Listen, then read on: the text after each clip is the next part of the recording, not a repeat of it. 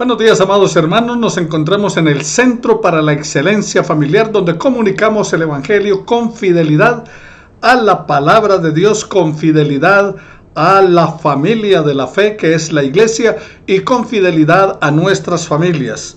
¿Por qué razón? Porque debemos fidelidad a el soberano, creador del cielo y de la tierra, inmortal, invisible, Señor de toda creación.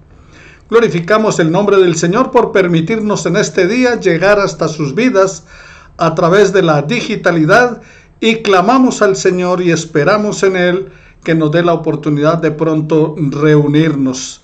Ojalá sea durante el mes de mayo. Clamemos al Señor entonces en esta hora por nuestras vidas, la vida de nuestras familias. Oren al Señor por la vida de Santiago Jaramillo y Melissa Ríos, que han contraído matrimonio, para que el Señor en esta nueva etapa de su vida sean guiados y bendecidos por el Señor en todo tiempo. Que la misericordia del Señor les guarde, les afirme, fortalezca y establezca su vida matrimonial para alabanza y gloria de nuestro Dios. También te invitamos a que ores al Señor, dándole gracias a Él por la vida de Daniela, la nieta de nuestra hermana Jael, que también viene bebé en camino, así que ella será bisabuela. Damos gracias al Señor por la vida de nuestra hermana Jael Sanabria, que la bendición del Señor le guarde siempre, y nos regocijamos de la bendición de su nieta. También estamos pidiendo al Señor por la salud de las rodillas de nuestra hermana Beatriz Jaramillo, que el Señor sea trayendo sanidad, afirmando, dándole fuerza en esas rodillas para que ella pueda por lo menos no tener dolores y pueda funcionar. También glorificamos el nombre del Señor por la familia Pérez, para los cuales pedimos su bendición, que el Señor los mantenga con salud, a Pedro Manuel y a nuestra hermana Marta Isaura. Damos gracias al Señor por ella. También clamamos al Señor por la vida de Carlos Hernández, que el Señor le ayude y en este tiempo lo proteja y lo guarde en todo momento. Nos gozamos en el Señor, bendecimos la vida de nuestra hermana Alcira Arrubla en la nueva casa que está habitando o apartamento. Que el Señor le bendiga allí y le guarde, le ayude a seguir adelante con la vida de sus nietos. Oremos al Señor y regocijémonos en Él por su gran amor, por su misericordia.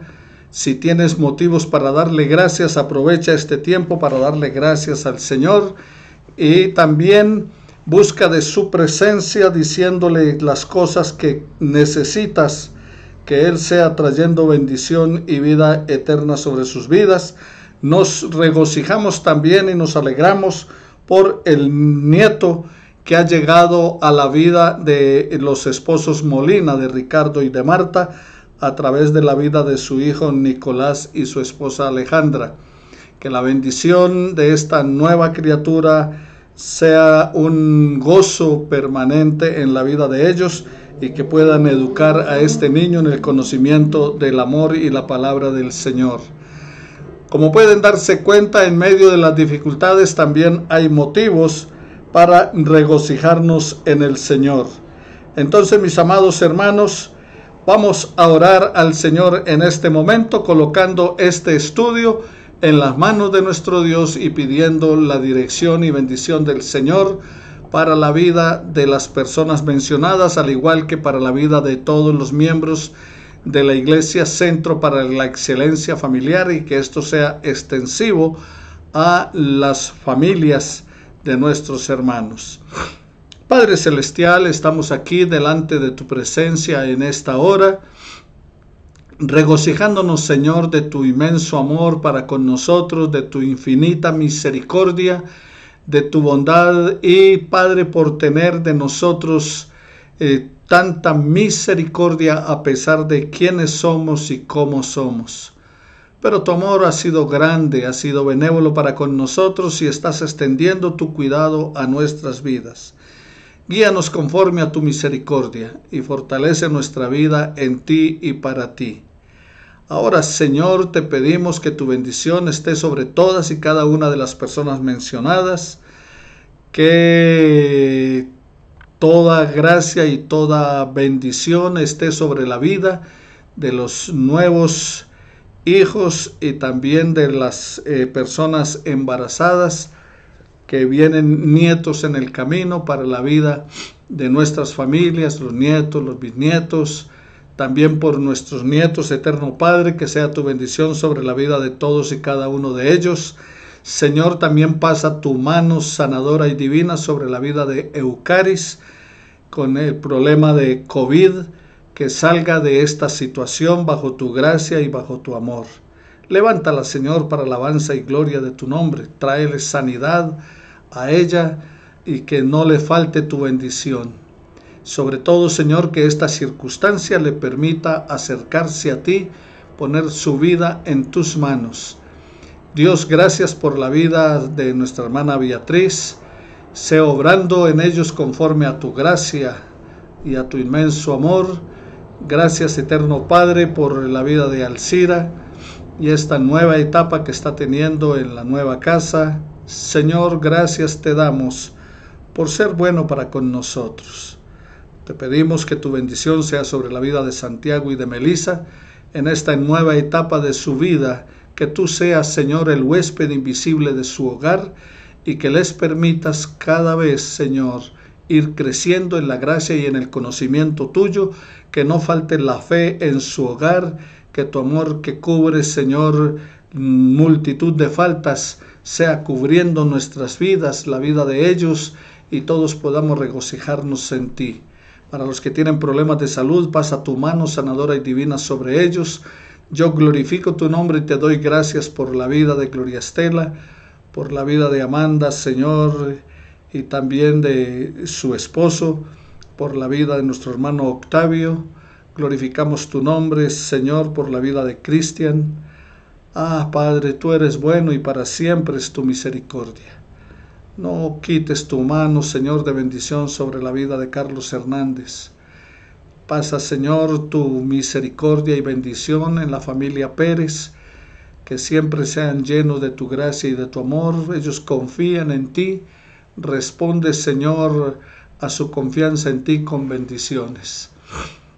Una vez más, Señor, colocamos nuestra vida en tus manos y te pedimos que en este estudio nuestra mente y corazón sean abiertos para recibir de ti y que cualquier obstáculo que quiera impedir la recepción de tu palabra en nuestras vidas sea desechado por ti en el nombre de Cristo Jesús. Porque Jesús lo hizo posible. Tu poder es grande, Señor, y el enemigo no puede obstaculizar el avance de tu iglesia. Por eso, Padre, con tu palabra que es verdad, santifícanos y permítenos vivir en ti, para alabanza y gloria de tu nombre, todo porque Jesús lo ha hecho posible. Y en él hemos orado con acción de gracias. En el nombre del Padre, del Hijo y del Espíritu Santo, quédate con nosotros, ahora y siempre. Amén y amén. Bueno, vayamos entonces a la palabra del Señor con el estudio del día de hoy. Recuerde que estamos estudiando cada domingo la naturaleza de la iglesia. Nuestra lección número 11 en el día de hoy tiene que ver con la iglesia y la integridad de la fe. La iglesia, mis amados hermanos, tiene una doble misión. La primera, llevar el evangelio a los que no conocen a Jesús. Y la segunda, instruir y alentar a los que ya conocen, a los que ya creemos. Esa es la doble misión que tiene la iglesia. Les repito, la primera, llevar el evangelio a los que no creen. Y esa es parte de tu responsabilidad, parte de tu tarea. Y la segunda, instruir y alentar a los que ya creen, a los que ya conocen. Y esa es parte de mi tarea, de mi función. Bueno, mis amados hermanos, la iglesia, les recuerdo que es testigo de la necesidad de la fe. Todos tenemos la necesidad fundamental de algo en lo cual creer. algo sobre lo cual construir nuestras vidas. Y no existe fundamento más grande en el cual construir que es Jesucristo. Primera de Corintios 3:11 dice, porque nadie puede poner otro fundamento que el que está puesto, el cual es Jesucristo. Cuando hablamos que la iglesia es el testigo de la necesidad de la fe, es que sin importar lo que podamos enfrentar en la vida, necesitamos desesperadamente la fe. Sin fe es imposible agradar a Dios, dice Hebreos 11:6. ¿Por qué? Porque es necesario que el que se acerca a Dios crea que existe y que es galardonador de los que le buscan. Entonces, mis hermanos, recordemos que los hebreos de la iglesia del primer siglo se encontraban en gran aflicción, en mucha lucha. En Hebreos capítulo 10, versículos 32 al 36, la palabra del Señor nos dice, Hebreos 10, 32 al 36. Recuerden aquellos días cuando ustedes apenas acababan de recibir la luz de la fe y tuvieron ya que sostener un encarnizado y doloroso combate. Unos fueron públicamente escarnecidos y sometidos a tormentos. Otros de ustedes se hicieron solidarios con los que así eran maltratados. Versículo 34. Se compadecieron ustedes efectivamente de los encarcelados y soportaron con alegría a los que los despojaban de sus bienes, seguros como estaban de tener al alcance uno de los bienes más valiosos y duraderos. No pierdan pues el ánimo. El premio que les espera es grande, pero es preciso que sean constantes en el cumplimiento de la voluntad de Dios para que puedan recibir lo prometido. Y en Hebreos capítulo 12, versículos 1 al 4, Hebreos 12, 1 al 4, nos dice así el Señor: por lo tanto, también nosotros, que tenemos tan gran nube de testigos a nuestro alrededor, liberémonos de todo peso y del pecado que nos asedia, y corramos con paciencia la carrera que tenemos por delante. Fijemos la mirada en Jesús, el autor y consumador de la fe, quien por el gozo que le esperaba sufrió la cruz y menospreció el oprobio y se sentó a la derecha del trono de Dios. Por lo tanto, consideren a aquel que sufrió tanta contradicción de parte de los pecadores, para que no se cansen ni se desanimen en la lucha que ustedes libran contra el pecado. Todavía no han tenido que resistir hasta derramar su sangre. Versículos 12 y 13. Levanten pues las manos caídas y las rodillas entumecidas. Enderecen las sendas por donde van, para que no se desvíen los cojos, sino que sean todos sanados. Así que, mis amados hermanos, esta palabra del Señor nos plantea la situación vivida por la iglesia del primer siglo. Pero la segunda parte nos presenta que muchos ya se han apartado completamente de la fe. Entonces, en la primera parte que les estoy planteando de este texto es que los hebreos de la iglesia del primer siglo se encontraban en aflicción. La segunda parte es que los hebreos, muchos de ellos ya se habían apartado de la fe. Por eso el llamado de atención que el autor bíblico nos hace en Hebreos 10:25, no dejando de congregarse como algunos tienen por costumbre, sino exhortándoos, y tanto más cuando aquel día se acerca. Entonces muchos ya se habían apartado completamente de la fe. Parte de esos que estaban sufriendo las luchas y pruebas. Y en tercer lugar, lo que la iglesia en esa época necesitaba era perseverar solamente un poco más. Hebreos capítulo 3, versículos 5 al 14 y Hebreos 10, 23.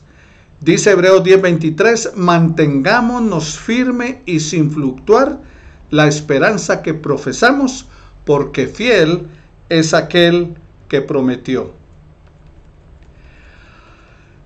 Bien, entonces una pregunta.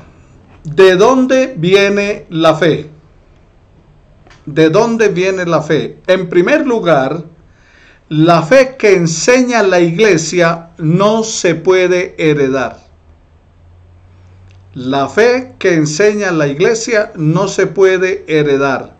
Segunda de Timoteo, capítulo 1, versículo 5 dice el apóstol Pablo a Timoteo: pues me viene a la memoria la fe sincera que hay en ti, la cual habitó primero en tu abuela Loida y en tu madre Eunice, y estoy seguro que habita también en ti.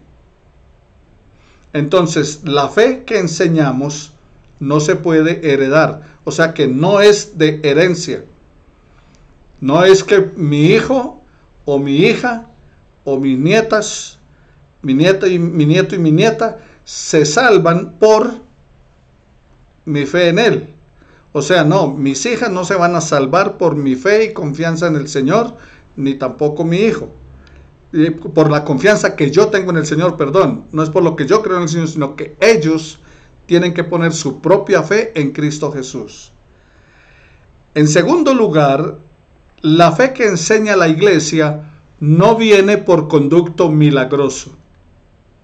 O sea, no es que por un milagro, ¡pum!, ahora usted es una persona de mucha fe. Hechos capítulo 3, versículo 11 y en el capítulo 4, versículo 4.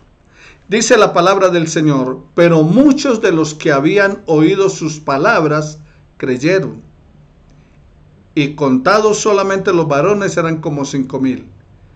¿Quiénes?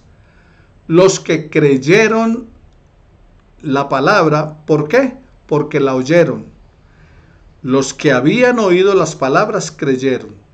Entonces, la fe que enseña la iglesia no viene por conducto milagroso. En tercer lugar, la fe viene por el oír, y el oír la palabra de Dios. Romanos capítulo 10, versículo 17. La fe es por el oír, y el oír la palabra de Dios. Y Juan 4, 41 al 42 dice: y muchos creyeron por la palabra de él, y decían a la mujer. Este es el caso de la mujer samaritana que creyó en Jesucristo cuando se encontró con él, habló con él, le conoció y fue y le compartió a sus amigos que había encontrado al Cristo. Ellos se encontraron con Jesús y le dijeron a la mujer: ya no creemos solamente por lo que has dicho, pues nosotros mismos hemos oído y sabemos que verdaderamente es el Salvador del mundo. Y Juan 8:30 nos dice: luego de que él dijo estas cosas, muchos creyeron en él. Hechos 15, 17 y 18. Y en Efesios 1:7 nos dice: también ustedes, luego de haber oído la palabra de verdad, el evangelio que los lleva a la salvación, y luego de haber creído en él, fuisteis sellados con el Espíritu Santo de la promesa. Como pueden darse cuenta, en cada texto, los que creyeron, primero, ¿qué? Oyeron. ¿Y qué oyeron? La palabra de Dios.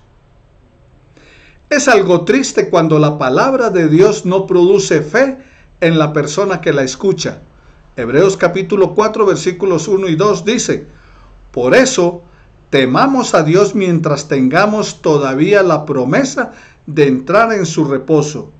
No sea que algunos de ustedes parezca haberse quedado atrás, porque la buena nueva se nos ha anunciado a nosotros lo mismo que a ellos. Pero de nada les sirvió. De nada les sirvió a ellos oír esta palabra, porque cuando la oyeron, no la acompañaron con fe. Pero mis hermanos, esta no es la culpa de Dios, sino de la persona que rechaza la palabra del Señor. Romanos capítulo 10, versículos 28 al 21. Dice el apóstol Pablo: pero yo pregunto, ¿en verdad han oído? Por supuesto que sí. Por toda la tierra ha salido la voz de ellos y sus palabras han llegado a los confines de la tierra. Y vuelvo a preguntar.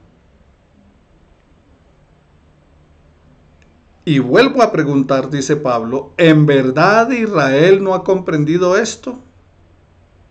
En primer lugar, Moisés dice: yo haré que ustedes sientan celos de un pueblo que no es pueblo, y haré que ustedes se enojen con un pueblo insensato. Y también Isaías dice resueltamente: los que me buscaban me encontraron, me manifesté a los que no preguntaban por mí. Pero acerca de Israel dice: todo el día extendí mis manos a un pueblo rebelde y contradictor. Entonces nos damos cuenta que la culpa no es de Dios, sino que la gente oye la palabra, pero no la acompaña de fe. Pero veamos también, mis hermanos, que la iglesia también es testigo de la integridad que la fe puede producir. La iglesia es testigo de la integridad que la fe puede producir.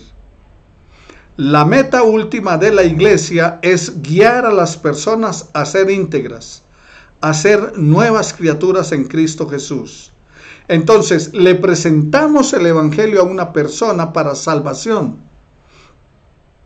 Pero una vez que ha conocido al Señor y ha recibido el evangelio para salvación, como es el caso de ustedes y el mío, esas personas debemos crecer en el Señor. Y entonces debemos ser enseñadas ¿a qué? A que la meta de nuestra vida es ser íntegros, a ser nuevas criaturas en Cristo Jesús.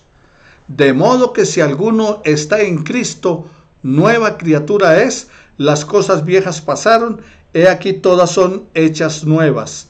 Segunda de Corintios 5:17. Ahora, para entender la nueva criatura, primero debemos entender que en realidad es una creación, algo creado por Dios. Juan 1:13 nos dice que este nuevo nacimiento no es de voluntad de carne ni de voluntad de varón, sino de Dios. O sea que el nuevo nacimiento se produce por voluntad de Dios. Entonces, número uno, no hemos heredado la naturaleza nueva. Es nuevo nacimiento creado por Dios. Dice, no es de carne, ni de sangre, ni de voluntad de varón. Entonces, no hemos heredado la nueva naturaleza. Pero, en segundo lugar, tampoco usted y yo no hemos decidido recrearnos a nosotros mismos. O sea, crearnos una vez más. No, porque no depende de nosotros. Y en tercer lugar, tampoco Dios limpió nuestra vieja naturaleza. Mis amados hermanos y amigos, lo que Él creó fue algo totalmente fresco y único. La nueva creación es completamente nueva, traída de la nada. Al igual que todo el universo fue creado por Dios, es nihilo, o sea, de la nada, de donde no había nada, y esa hazaña solamente la puede lograr ¿quién? El Creador, nuestro Dios. Como el nuevo nacimiento no lo puede crear nadie, sino solo Dios, en tu vida y en mi vida. En segundo lugar, nos dice, las cosas viejas pasaron. Cuando dice las cosas viejas pasaron, se refiere a lo viejo. Entonces, les recuerdo que primero, ¿qué? Entender que la nueva creación es algo creado por Dios, o sea, el nacer de nuevo es obra de Dios. En segundo lugar, que las cosas viejas pasaron. Lo viejo se refiere a todo lo que es parte de nuestra vieja naturaleza. El orgullo natural, el amor al pecado, la confianza en las obras y en nuestras opiniones, los hábitos y pasiones pasadas, y más importante aún, lo que amábamos ha muerto, especialmente el máximo amor a uno mismo, y con ellos la jactancia, la autopromoción, la autojustificación. La nueva criatura, mis amados hermanos y amigos, se ve externamente y pone su mirada en Cristo, como dice Hebreos 12:2, puesto los ojos en Jesús, autor y consumador de la fe, en lugar de verse interiormente a sí mismo. Las cosas viejas murieron, se clavaron en la cruz con nuestra naturaleza pecaminosa. La entrada a la fe, mis amados hermanos y amigos, no produce integridad instantánea. Recuerde que la iglesia enseña que la fe produce integridad, pero la entrada a la fe no produce integridad instantánea. No es que usted hoy entregó su vida a Cristo y inmediatamente, automáticamente, usted ya es íntegro, perfecto, puro, y no va a volver a equivocarse nunca. Cuando el Evangelio nos alcanza, nos transforma en nuevas criaturas, pero seguimos siendo vaso de barro, dados a la fragilidad, a la vulnerabilidad y al pecado. Segunda de Corintios 4:7 dice, pero tenemos este tesoro en vaso de barro, para que la excelencia del poder sea de Dios y no de nosotros. O sea que no depende de lo que tú y yo podamos hacer. No podemos ser mejores personas cada día por nuestros propios medios. La iglesia enseña que Dios ofrece la promesa de la integridad futura, mientras que Él provee la gracia para vivir y trabajar hacia la integridad en el camino, como lo afirma en Filipenses 1:6, el que comenzó en nosotros la obra, la perfecciona hasta el día de Jesucristo. El camino hacia la integridad es un proceso largo y tedioso. En 1 de Corintios 13, versículo 12 nos dice, ahora vemos por espejo, oscuramente, mas entonces veremos cara a cara. Ahora conozco en parte, pero entonces conoceré como fui conocido. Los cristianos no nacen, se hacen. O sea, por el hecho de nacer en un hogar cristiano, no soy cristiano. Tertuliano, un teólogo del tercer siglo, quiso decir que los cristianos no nacen, sino que se hacen. Y lo que quiso decir es que el discipulado cristiano es un proceso que dura toda la vida. La iglesia provee una comunidad en donde la integridad se puede nutrir y donde se puede cuidar al quebrantado. Dice Salmo 34:18, el Señor está cerca para salvar a los que tienen el corazón hecho pedazos y que han perdido toda esperanza. Al hacer esto, mis amados hermanos y amigos, la iglesia está ofreciendo consolación a los que lloran, perdón a los que han pecado y reconciliación a los que se han apartado. Este es el ministerio de la reconciliación que Dios nos dio, como dice en 2 de Corintios 5:18. Y todo esto proviene de Dios, quien nos reconcilió consigo mismo por Cristo y nos dio el ministerio de la reconciliación. La integridad se ofrece a la comunidad. La integridad no solamente es la meta de la iglesia para los individuos particulares, es la meta de todo el pueblo de Dios. Como la iglesia es el cuerpo de Cristo, pues el quebranto de cualquier miembro afecta a todo el cuerpo. O sea que cuando uno de nuestros hermanos falla, cae, nos lastima y nos afecta a todos, así como se afecta a él. La esperanza del reino está en aquel día cuando todos los miembros del cuerpo de Cristo, la iglesia, sean íntegros. Isaías capítulo 35, versículos 1 al 6, dice el Señor, decídalo de corazón apocado, esforzaos, no temáis. He aquí vuestro Dios viene con retribución, con pago. Dios mismo vendrá y os salvará. Entonces los ojos de los ciegos serán abiertos y los oídos de los sordos se abrirán. Entonces el cojo saltará como un ciervo y cantará la lengua del mudo, porque aguas serán cavadas en el desierto. Torrentes de soledad serán apartados. Isaías 35, 1 al 6. Y Romanos 8, 22 al 24. Romanos 8, 22, 24. Porque sabemos que toda la creación gime a una, y a una está con dolores de parto hasta ahora, y no solo ella, sino que también nosotros mismos, que tenemos las primicias del Espíritu, nosotros también gemimos dentro de nosotros mismos, esperando la adopción, la redención de nuestro cuerpo, porque en esperanza fuimos salvos. Pero la esperanza que se ve no es esperanza, porque lo que alguno ve, hay que esperarlo. Quizá el mejor ejemplo de la integridad de la iglesia se ve en la respuesta a las personas en su medio, las más quebrantadas. Por eso la iglesia debe buscar a los que más necesitan la integridad, a los marginados, a los oprimidos, a los lisiados, a los desposeídos. Si la promesa de la integridad no se extiende a los más necesitados, no servirá para nadie. Ahora, como instrumento del Espíritu Santo, la iglesia cumple su testimonio al predicar, enseñar, adorar y en la cura de las almas. Carl Marnin escribió: la iglesia es una matriz donde las personas de Dios aparecen, se desarrollan y son llamados fuera, o sea, a servir fuera del templo. Veamos entonces la iglesia y la salvación. La iglesia y la salvación. Estábamos mirando acerca de la iglesia y la fe.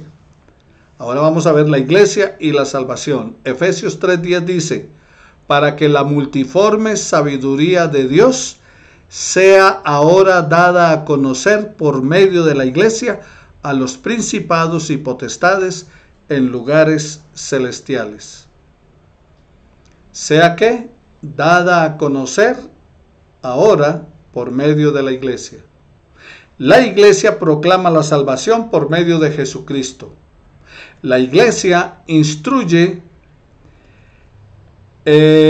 a sus miembros, a la congregación, en cuanto al significado de la salvación, y provee una comunidad en donde los dones de la salvación pueden ser experimentados. Pero, ¿cuál es la relación de la iglesia con la naturaleza misma de la salvación? Una respuesta vieja a esta pregunta se encuentra en la frase latina extraeclesial.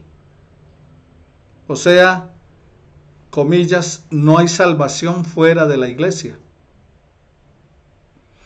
Esta idea fue prominente en los escritos de muchos líderes de la iglesia primitiva.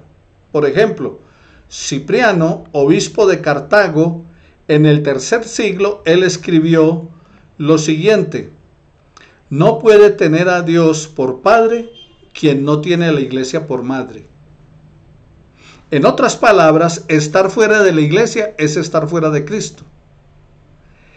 Este punto de vista se originó en esa época en el esfuerzo de la iglesia primitiva por responder a la persecución desde afuera y a la herejía de dentro de la iglesia. O sea, la falsa doctrina, las malas enseñanzas.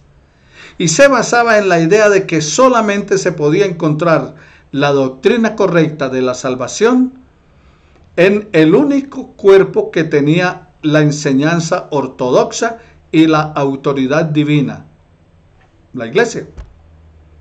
En la Edad Media, la doctrina se asoció con el reclamo de la Iglesia Católica Romana, que solo en su comunión estaba conseguida la salvación.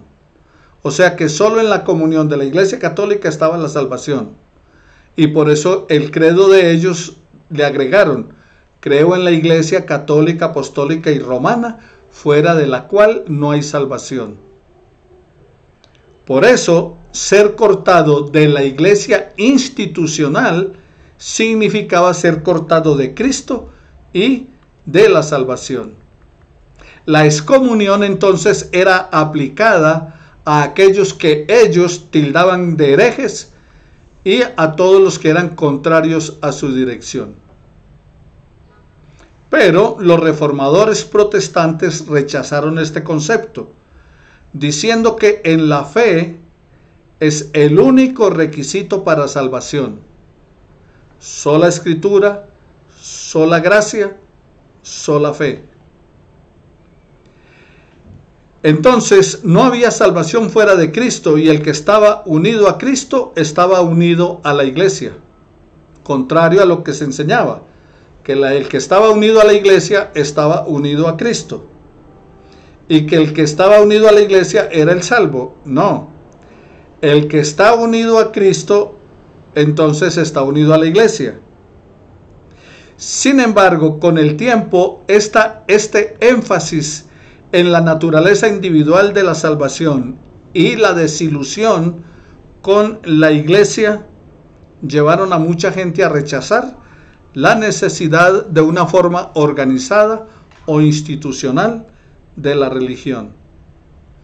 Las estructuras y enseñanzas de la iglesia institucional eran consideradas estorbo para la fe genuina.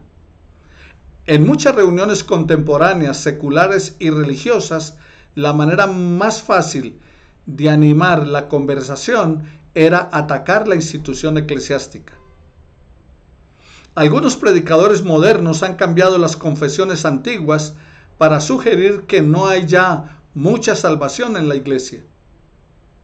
Están descartando la iglesia, la organización, como parte vital en la vida espiritual.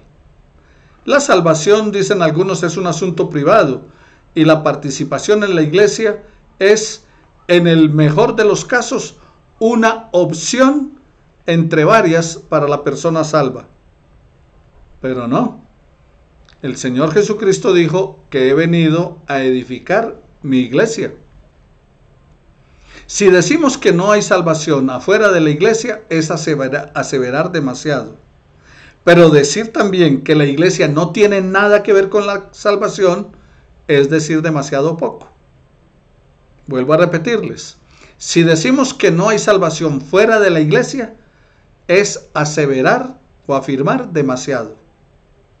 Pero decir que la iglesia no tiene nada que ver con la salvación, también es decir o aseverar demasiado poco. Ambos extremos son nocivos, son peligrosos. La idea de que no hay salvación afuera de la iglesia alienta una idea muy estrecha de la salvación y una comprensión elitista de la misión de la iglesia.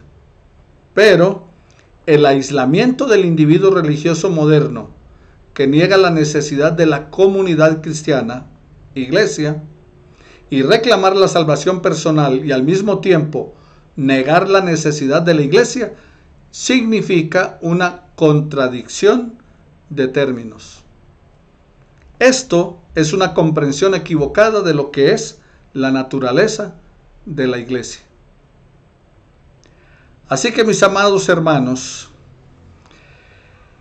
nosotros tenemos que tener cuidado, porque reclamar la salvación personal y negar la necesidad de iglesia, entonces es un asunto que tendrá implicaciones para la comunidad, porque la iglesia es la familia de Dios.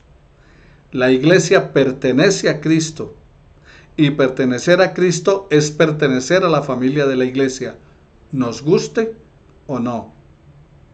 Nadie recibe la salvación en soledad. Cada uno de nosotros llega a la salvación a través de la influencia, por más imperfecta o indirecta que ésta sea. ¿De quién? De personas que pertenecen a la iglesia. Somos llevados a la salvación por las personas que nos precedieron. Y en ese sentido no habría salvación afuera de la iglesia. Ahora, la iglesia misma no salva a nadie. Solo Dios puede dar la salvación. La iglesia no reparte la salvación mecánicamente. A unos sí, a otros no. Como sugirió el teólogo Karl Barth, la iglesia es una muestra de la salvación de Dios. Es el vehículo primario de la salvación que está únicamente en Cristo. O sea que, ¿qué es la iglesia? Un vehículo, un medio.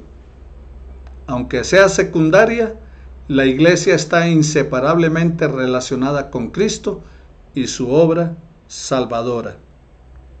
La iglesia no salva, pero es el vehículo que Dios ha escogido para hacer conocer su salvación y en la cual la salvación puede ser nutrida, alimentada. No usamos la frase "no hay salvación afuera de la iglesia" para amenazar o condenar a los que están fuera de la iglesia, sino para interpretarla como una esperanza y promesa para nosotros y nuestra comunidad. Por lo tanto, sería mejor decir salvación dentro de la iglesia. Padre, te damos gracias por la vida de la iglesia, gracias por la enseñanza de la iglesia, gracias por haber instituido la iglesia. Glorificamos tu nombre y te damos gracias por la vida de la iglesia, Centro para la Excelencia Familiar, por todos y cada uno de sus miembros, por habernos salvado en Cristo Jesús y habernos unido por amor a Él y en Él a la vida de la iglesia. Gracias te damos también por el lugar que utilizamos como sitio para reunión y te pedimos que nos permitas volver pronto a congregarnos como iglesia, exaltar y glorificar tu nombre, alimentar nuestra vida, aumentar, Señor, a través de tu Espíritu Santo nuestra fe para compartirles a otros de tu amor y tu infinita misericordia. En Cristo nuestro Señor, muchas gracias, Padre. Amén y amén. Bendiciones para todos mis queridos hermanos. Continuamos con la alabanza y luego vendrá la predicación de la palabra del Señor. Sintoniza santel.info, comunícale a tu familia que se pueden conectar en santel.info y durante la semana, hoy en la tarde del día domingo y también durante la semana en YouTube, Santel TV o Centro para la Excelencia Familiar en las diferentes redes sociales. Bendiciones para todos.